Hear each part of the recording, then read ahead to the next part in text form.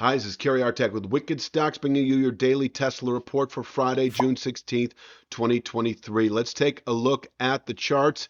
Just to backtrack a little bit, 3 weeks ago, we settled above an 18-month descending channel top, trend-defining channel top at 203.08 this week. When we did so, I'd mentioned how the 271.37 rising channel top was a 2 to 3 month target, might be realized quicker, like within 3 to 5 weeks. We're 3 weeks into it and we are approaching it. We'll probably test it, I'm guessing, between now and the end of next week, so long as we continue holding above this low to mid 240s, climbing into the mid 240s, 243.05 to 244.82. We didn't test this on Thursday, but we came not too far off that mark. 243.05 to 244.82, if tested, able to contain selling through next week. Once tested, we can rotate back up to new highs to the 272.87 rising channel top. This would meet an objective that was, elicited 3 weeks ago, as I say. There's also a long-term descending speed line here at 270.49, the weekly channel top at 271.37. This entire area in the low 270s well suited to contain buying at least on a weekly, quite possibly monthly basis, and we could fall off from here into July, August, all the way back into the low 200s, as I've been saying. So if you bought those 265, 275 out of the money calls several weeks ago when we had the buy signal, which is what I was mentioning at the time, you may liquidate some, if not all of those out of the money calls once we push into this low 270s resistance, and in turn, perhaps, buy 200 out of the money puts that don't expire for at least 3 months out. I don't think it'll take that long. It might take a month or two, but I'd say we would be susceptible to falling back into the low 200 area within 2 to 3 months of testing the low 270s. And the clear signal for that would be a settlement back below that 243.05 mid-band structure within this channel. So if we were to close today below 243.05, that is another signal for liquidating some of those calls you might have bought a few weeks ago and taking some profits.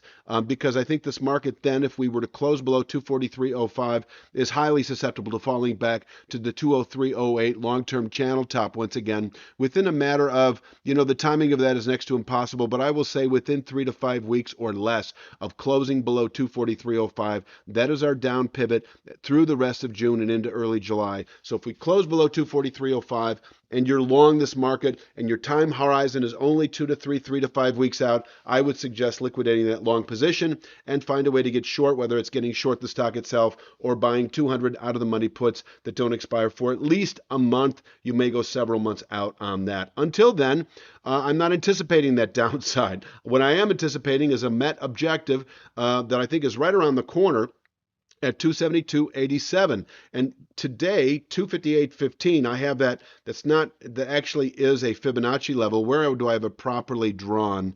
I do have it properly drawn here. 258.71, as you notice, my support and resistance levels.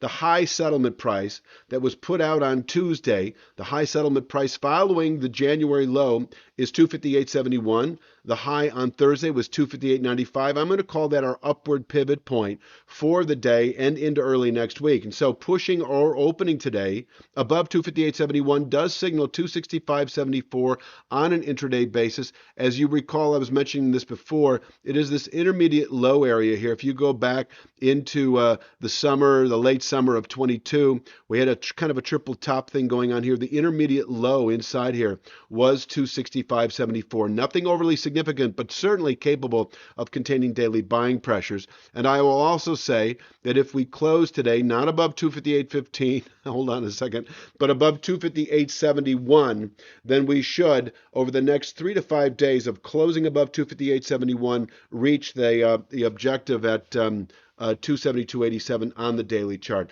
271.37 on the weekly chart. So yes, closing above 258.71. I'm sorry, I have 258.15 here. That is that longer term Fibonacci level.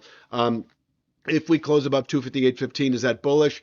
You could construe it as such, but we did that on Tuesday by a hair and then fell off. So it really is Tuesday's high settlement price, as I said before, of 258.71, that if we close above it, it pivots the market aggressively upward into the lower 270s over the next 3 to 5 days, where once again, we can top out on a longer term basis. And by that, I mean through July into August and fall back into the low 200 area within a matter of a month or two of doing so. Let's talk downside. I do want to cover the possibility of closing below 243.05 today. And 229.62 would be expected Monday, Tuesday of next week. But as I said, over the next several weeks, 3 to 5 weeks, we should continue into the very low 200 area. That would include 210.33, a new long-term rising 1/3 speed line. So if you see it lower right here, if we close below 243.05, my target becomes 203.08 to 210.33 within a matter of 2 to 3 weeks. And we've got decent levels on the way down for day traders, 229.62 in particular. But once again, closing below 243.05. I'm anticipating the 203.08 to 210.33 region within a matter of 2 to 3 weeks. Inversely, holding above 243.05 maintains this 272.87, 2 to 3 month objective that should be realized between now and the end of next week. And last thing I will say, which is a repeat, is that closing above the 258.71 high from Tuesday should yield that 272.87 level within just another day or two of trade. That would put us into early next week. And we'll take it from there. We come back Tuesday. Monday is a holiday, so it's a long weekend. We'll be back Monday afternoon with Tuesday's Tesla. Thanks for watching. Please click like, share, subscribe, and check out wickedstocks.com. We'll be back Monday afternoon with Tuesday's Tesla. Have a great weekend.